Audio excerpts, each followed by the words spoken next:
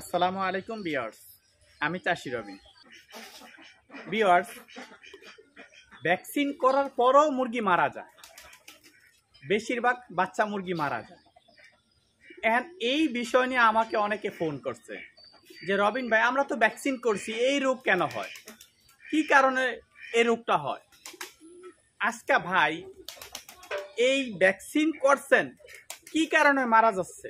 কি ভ্যাকসিনের দোষ, না পরিচর্যা করতে গিয়ে দোষ, না খাবারের দোষ, না মেডিসিনের দোষ, নাকি আপনার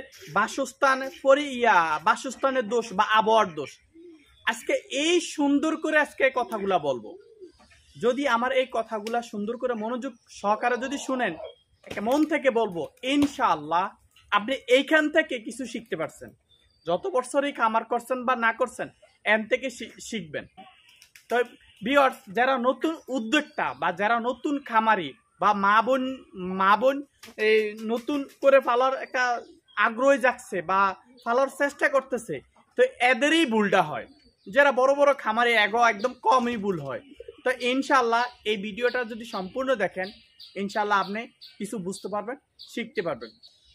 ফার্স্ট হলো আমাদের ভ্যাকসিনটা, যে একটা হলো সরকারি ভ্যাকসিন, একটা হলো বেসরকারি ভ্যাকসিন।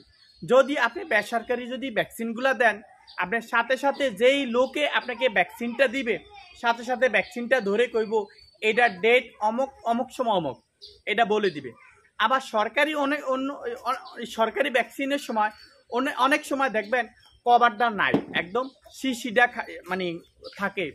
অনেক সময় ওনারা অনেক ভ্যাকসিন আনে, এই ভ্যাকসিনের সাথে লাড়াছাড়া খায়া কভারটা উঠে যায়। তো ওনারা যদি সত্য কথা বলে তাও সত্য, মিথ্যা কথা বলে তাও সত্য। যেমন ধরেন, এটা অমুক সালের অমুক দিকে এটা ডেট হের ওভার হয়ে গেছে, তাও এটা ভালো। আর যদি হের আগেও যদি এই ডেট পরে, তাও এটা ভালো। আর আমরা সরকারি ভ্যাকসিন আমি দেখছি ডেট ছাড়াও, আপনি ওই যে বলছেন যে সিরিজে পানিটা টাইনা না, হ্যাঁ, ডেট ছাড়াও অনেকগুলা ভ্যাকসিনে আপনার পানি টাইনা নেয়। যখন দেখতেছি আমাদের ভ্যাকসিনটা পানি টাইনা নেয় না, তখনই আমরা ভাবি কি আমাদের ভ্যাকসিনটা খারাপ।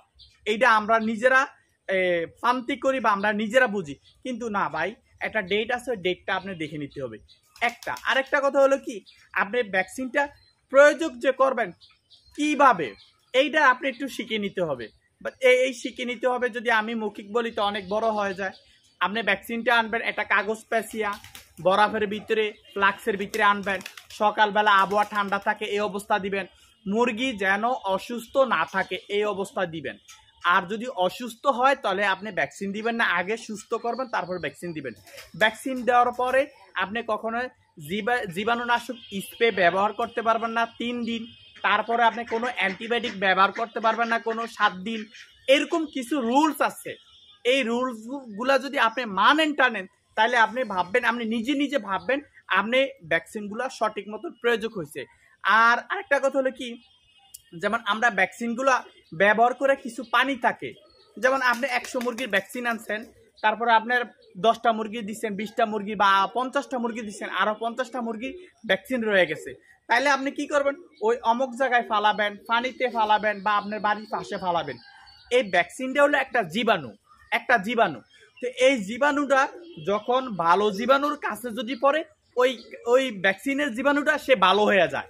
আর ওই ভ্যাকসিনের জীবাণুটা যদি খারাপ জীবাণুর কাছে যদি পড়ে, সে খারাপ জীবাণু হয়ে যায়।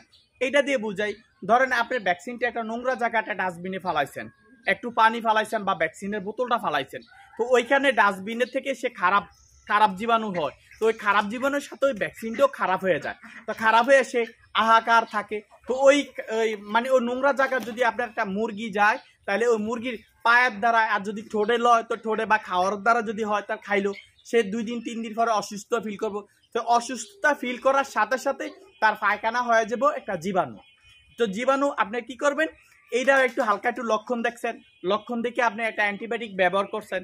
যদি অ্যান্টিবায়োটিক আপনি ব্যবহার করেন, অ্যান্টিবায়োটিকটা হলো একটা বিষটা হলো কি, একটা মুরগির গায়ে থাকে 2টা জীবাণু, একটা জীবাণু হলো পজিটিভ, একটা জীবাণু থাকে নেগেটিভ। তো অ্যান্টিবায়োটিক যদি বিষ ব্যবহার করেন, তো দোনোটা জীবাণু মাইরা ফেলায়, পজিটিভটাও মাইরা ফেলায়, নেগেটিভটাও মাইরা ফেলায়। তা আমরা কি করি, যেমন যেইটা অসুস্থ, তো এইটারও ওষুধ দেয় আর সবগুলোর একসাথে ওষুধ দিয়ে দিই। তো যেগুলো সুস্থ আছে তো এদের কিছু পজিটিভ বা কিছু নেগেটিভ জীবাণু মরে যায়, তাহলে স্বাভাবিকভাবে মুরগিটা ভালো থাকে।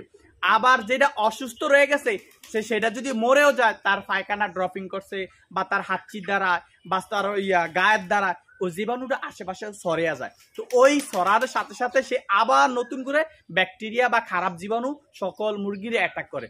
আমরা যদি এটা যদি বুঝি, দেখার সাথে সাথে সরিয়ে নিলাম, এটা আলাদা ট্রিটমেন্ট করলাম, তাইলে মন্ত্রিক এটা মরলে মরছে, বাঁচলে বাঁচছে। কিন্তু আরেকটা কথা হলো যে ভাই, কেমনে যে বুঝামু যে আমরা অনেক সময় ওই 10টা মুরগির ভিতরে একটা মুরগি অসুস্থ, কিন্তু আমরা ওই 9টা মুরগির মায়া করি না, যে মুরগিটা অসুস্থ হয়েছে এই মুরগিটার মায়া করি। তার কারণ হলো কি, আমরা যেটা দেখছি অসুস্থ, তো এইটার আগে যত্ন করি, যত্ন করার পরে আমরা এক জায়গায় রাখতেছি, তারপরে আবার ভালোগুলা যত্ন করি। আপনি যে এই যে মুরগিগুলার যে আপনি অসুস্থ মুরগিটার যে যত্ন করছেন বা মেডিসিন খাওয়াইছেন, আপনি হাতের দ্বারা জীবাণু আসছে, আপনার পোশাকের দ্বারা জীবাণু আসছে, আপনার পায়ের জুতার দ্বারা জীবাণু আসছে।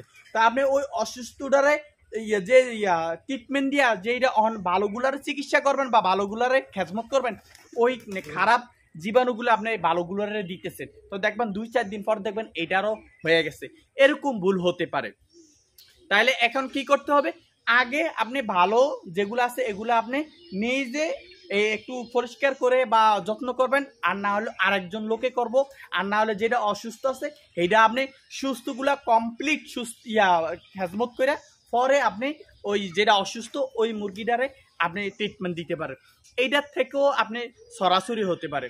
এবার বলি খাবারের দ্বারা। আমি দেখতেছি এই যে আমার অনেকগুলো কমেন্ট আছে যে রবিন ভাই 21 থেকে 2 মাস বয়স পর্যন্ত খালি মুরগি অসুস্থ অসুস্থ অসুস্থ, 12 মাসেই অসুস্থ থাকে, কোনো অসুস্থ কমে না।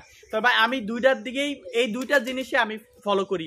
একটা হলো খাবার পানি, আর একটা হলো বাসস্থান। এই দুইটা কারণে আপনার রোগ বালাই কমতে চায় না।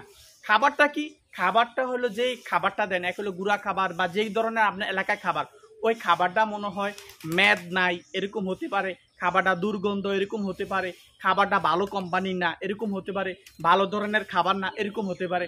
আবার আপনি পানি খাবার, ওই পানিটার ভিতরে আয়রন থাকতে পারে, বা অনেক সময় নোংরা পানি থাকতে পারে, বা গন্ধযুক্ত পানি থাকতে পারে এরকম, বা আপনার পাত্রগুলা খাবার পানির পাত্র এগুলা পরিষ্কার নাও করেন, এর কারণে আপনার মনে হয় এই রোগগুলা খালি লাগিয়েই থাকবো। একটা প্রবলেম। আরেকটা প্রবলেম হলো কি, বাসস্থান। বাসস্থানটা হলো কি, আপনি যদি আপনি বসি দিয়ে থাকেন, দেন আপনার স্যাঁত বসি থাকবে, ভিজা ভিজা বসি থাকবো।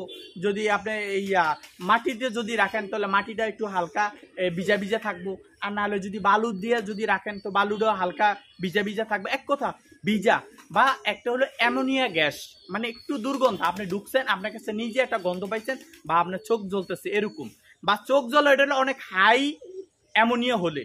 আর নর্মালি এমনই হলে আপনার নাকের কাছে আপনি একটা গন্ধ পাইতেছেন বা একটা খারাপ লাগতেছে, এই গন্ধর কারণে তার পেটের ভিতরে গ্যাস হয়ে থাকে, গ্যাসের কারণে সে খাবার কম খাবে, আস্তে আস্তে শরীর শুকিয়ে যাবে, তার ভিতরে পায়খানার সমস্যা দেখা দিবে। এক এক সময় এক এক ধরনের পায়খানা, তো খালি আপনি মেডিসিনে দিবেন। আরে ভাই, আপনি ঘরের ভিতরে বা আপনার ফার্মের ভিতরেই তো অসুস্থ, আপনি মেডিসিন খাওয়ান, সেই খাইতেছে ঠিকই, তার শরীরটা শুকিয়ে যাবে, আর আপনি যা খাওয়ার পরে জেনে ঘুমাবে, হ্যাঁ নিয়ে আবার রোগ হইতেছে, মানে এদিকে রোগ বালাই হইতেছে। তো ভাই কেমনে কমবো? তো এই জন্য আপনার কাছে সারা মাস এই অসুস্থ লাগিয়া থাকে। আপনি আগে ঠিকঠাক করেন আপনার খামারটা আপনার কাছে ভালো লাগে কিনা, আপনার যে ভুসি কন যেইটাই দিয়ে আপনি যেমনি ফালেন, আপনার এইখানে থাকলে আপনার কাছে ভালো লাগে কিনা। যদি আপনি দেখতেছেন আপনার কাছে ভালো লাগে, তাহলে মনে করবেন আপনার মুরগির কাছেও ভালো লাগে। এই একটা সমস্যা। আরেকটা হলো সমস্যা হলো বায়োসিকিউরিটি। ভাই এটা সবচেয়ে বেশি, একদম সবচেয়ে বেশি বায়োসিকিউরিটি বলতে গেলো কি ভাই, যেমন একটা পাখির দ্বারায়, একটা পাখি আপনার খামারে ঢুকছে, এটার দ্বারা জীবাণু আসতে পারে বা ভাইরাস আসতে পারে একটা। আরেকটা কথা হলো যে অন্য বাড়ির মুরগি বা অন্য বাড়ির মানুষ আপনার কাছে আসতে পারে। তো মানুষ সবচেয়ে হলো বিষাক্ত জিনিস। বিষাক্ত জিনিস হলো কি, মানুষ চোখের দ্বারা আপনার এটাকে মানে ভাইরাস দিয়ে দেয়, মানে এটার হলো কি, ওই যে খারাপ নয়ন বা খারাপ চক্ষু দিয়ে তাকা বা খারাপ মন্তব্য মুখ লাগা, এরকম কিছু ভাষা আছে না, এই ধরনের সবচেয়ে হলো মানুষ। এখন আমরা একটা বন্ধু আছে যে ভাই তোর খামারটা কেমন, আমার তো একটা নতুন উদ্যোগটা, আমি এটা করবো, আমার কিছু শিখেন, সেই বেটায় আপনার বদদোয়া দিতে পারে বা তার ভিতরে একটা খারাপ চক্ষু লাগতে পারে, এক থেকে আপনার মুরগিগুলো অসুস্থ হতে পারে। আবার এই যে বলছি যে এক বাড়িতে আপনার রোগবালাই হয়ে গেছে, ওই বাড়ির লোকে কি কর, আমার মুরগিটি একটু অসুস্থ, আমার একটু ওষুধ দেস না, বা কি ওষুধ খাওয়ালে ভালো হয়। তো হেয়ার পোশাকের দ্বারা আসবে, হাতের দ্বারা আসবে, পায়ের দ্বারা আসবে, সকল দ্বারাই আপনার কাছে জীবাণু আসবে। তো আসলে কি করবেন, হ্যাঁ আমি চার্জ দিচ্ছেন বা আপনি একটু লেখা দিচ্ছেন, বা এই লেখা দেওয়ার ভিতরে আপনার বাসা যে রাখছে, ওই বাসায় জীবাণু দিয়া রাখছে বা রোগবালাই দিয়া রাখছে, এর কারণ থেকেও আপনার এই মুরগিতে সমস্যা হতে পারে। তো ভাই ভ্যাকসিনের কখনো দোষ নাই, ভ্যাকসিনের দোষ একটাই, আপনি সঠিক মতন প্রয়োগ করা আর ডেট দেখা, এই দুইটা জিনিস, আর কিচ্ছু না। যে আপনি প্রয়োগ করবেন কিভাবে, ভাই আমার ভিডিও দেখার লাগবে না, হাজার হাজার মানুষের ভিডিও আছে, ওখান থেকে দেখবেন যে ভ্যাকসিন প্রয়োগ সময় কি কি করণীয় লাগে। যদি এই ভিডিওগুলো দেখেন তাহলে আপনি এটা শিখে নিলেন ভ্যাকসিনটা প্রয়োগ করার কিভাবে। আরেকটা হলো ম্যাথ আর আনার নিয়ম, এই হলো ভ্যাকসিনের কখনো দোষ নাই। বহুত খামারি আছে অল্প ভ্যাকসিন ব্যবহার করে, অল্প ভ্যাকসিন ব্যবহার করে, আল্লাহ তাআলা তাদেরকে ন্যাক হায়াত দান করুক। আমি যদি জানিও থাকি বুঝেও থাকি, তাদের জন্য আমি দোয়া করি আল্লাহ তাআলা তাদের যে অনেক বছর ন্যাক হায়াত দান করে, তারা যেন বড় খামারি হতে পারে। তারা অল্প ভ্যাকসিন ব্যবহার করে, অল্প মেডিসিন ব্যবহার করে, কিন্তু তাদের পরিশ্রম অনাবরত থাকে। আর আপনি যে ভাই, আপনার কিছু ত্রুটি হতে পারে, যেমন আপনি কিছু লোক দিয়ে আপনি মুরগি পালতে পারেন, সে কিন্তু সম্পূর্ণ কোনো কাজ করতে পারবো না। আবার আপনি নিজেও যদি করেন, তাহলে দেখেন আপনি এই একবার বাইরে গেছেন, একবার ঘরে গেছেন, আপনার দ্বারাও জীবাণু আসতে পারে। দেখবেন বড় বড় খামারিরা যদি আসে, এই পোশাকটা চেঞ্জ করতে হয়, তারপরে জুতা চেঞ্জ করতে হয়, স্প্রে করে খামারে ঢুকতে হয়। এগুলা যদি আপনি নিয়ন্ত্রণ করার পরও অনেক সময় ভাইরাসে অ্যাটাক করে। তো ভাইরাস হলে একটা আল্লাহর দানি, আমরা চোখে দেখা পড়ে না, বা আমরা কিছু এটা ধরতে পারি না, বা মেডিসিনও এখন পর্যন্ত তৈরি হয় না। তো আমি বড় বড় অনেকগুলা চ্যানেলে দেখছি, যখন ভাইরাস লাগে সবগুলা মুরগি খদর করে, সব মুরগি ডাইরেক্ট মাটি দিয়ে চাপা দিয়ে দেয়। কিন্তু আল্লাহর রহমত এরকম কোনো কাজ আমার চোখে পড়ে না, আমগো দেশে বা বাংলাদেশে এরকম কখনো হয় না। তারপরে যদি যদি থাকে তাহলে নসিব, এটা কোনো কিছু না, এটা আল্লাহর একটা গজব, এটা আল্লাহ তাআলা আপনারই দিছে। তো ভাই এই যে মুরগি মারা যায়, এই যে বিষয়গুলো কথা বলছি, এই বিষয়গুলো যদি আপনি বুঝে শুনে যদি আপনি মুরগিগুলা লালন পালন করতে পারেন, তো ইনশাল্লাহ আপনি একটা সাকসেসফুল একটা খামারি হতে পারে। অনেক ধরনের অনেক রোগবালাই ঢুকে, বা অনেকে বুঝতেও পারে না। তো এক ভিডিওতে যেমন আমি যে কথাগুলো বলছি, এইটা যদি আমি সম্পূর্ণ ডিটেলস নিয়ে যদি বলি, তা আমার 5 ঘন্টাও শেষ হবে না। তো কিন্তু আপনার ধৈর্য নাই 10 মিনিটও, কিন্তু এরকম ভিডিও আমি আপনার বোঝার দ্বারা সম্ভব নয়। তো কিছু একজন ভালো মানুষের হবেন, সঙ্গ হবেন, সে আপনার একটা দিব, এই পরামর্শ দিব। আর নাহলে একটা ভালো ডাক্তারের সাথে সঙ্গ হবেন, সে আপনার একটা ভালো পরামর্শ দিবে কিভাবে লালন পালন করতে পারেন, বা কিভাবে কিছু শিখতে পারবেন। হুট করেই ধরে কিছু শিখতে পারবেন না, নয়াকার না। সবচেয়ে হইলেও পোলট্রি ব্যবসায়ী যারা, তাদের কলজাটা হলো এত বড় ভাই, তারা 3টা ব্যবসা হাতে রাখে। একটা হলো তার নিজে কর্মগত চালান আমার হাতে আছে, আর একটা হলো ইনভেস্ট তার পকেটে জমা রাখে, আর একটা হলো মানুষের বিভিন্ন জায়গায়, যেমন দোকানে, সেল সেন্টারে, এই ডিলারে, এরকম বিভিন্ন জায়গায়। এই 3টা জিনিস থাকে তাদের এই পোলট্রি ব্যবসা করতে আগ্রহী। আর আমার মতন, আপনার মতন ছোট কখনোই সম্ভব না। তারপরেও আমার এই কথাগুলোর দ্বারা যদি আপনি বুঝতে পারেন, জানতে পারেন, ইনশাআল্লাহ আপনি নিজে নিজে বুঝে যাবেন আমার কোন কারণের থেকে আমার মুরগির রোগবালাই হয়ে থাকে, রোগ কমতেছে না, এগুলা বুঝে শুনে ব্যবহার করবেন। আর কখনো অজান্তে অ্যান্টিবায়োটিক ব্যবহার করবেন না। তো ভিউয়ার্স, এইটুক ছিল কথা।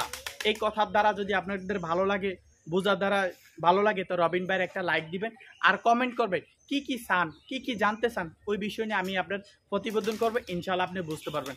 আর যে বন্ধুরা আমার এই ভিডিওগুলো নতুন দেখতেছে, তাদের কাছে একটা রিকোয়েস্ট, আমি এই পশু পাখি নিয়েই লালন পালন করি। যদি আমার ভিডিওগুলো যদি আপনার ভালো লাগে, তাহলে আমার চ্যানেলটা সাবস্ক্রাইব করে বেল আইকনটা বাজিয়ে দিবেন। আর যারা অলরেডি সাবস্ক্রাইব করেছে তাদেরকে অনেক অনেক ধন্যবাদ জানাই। ভিউয়ার্স, আপনারা সকলে ভালো থাকেন, সুস্থ থাকেন, এই ছিল আলোচনা। আল্লাহ হাফেজ।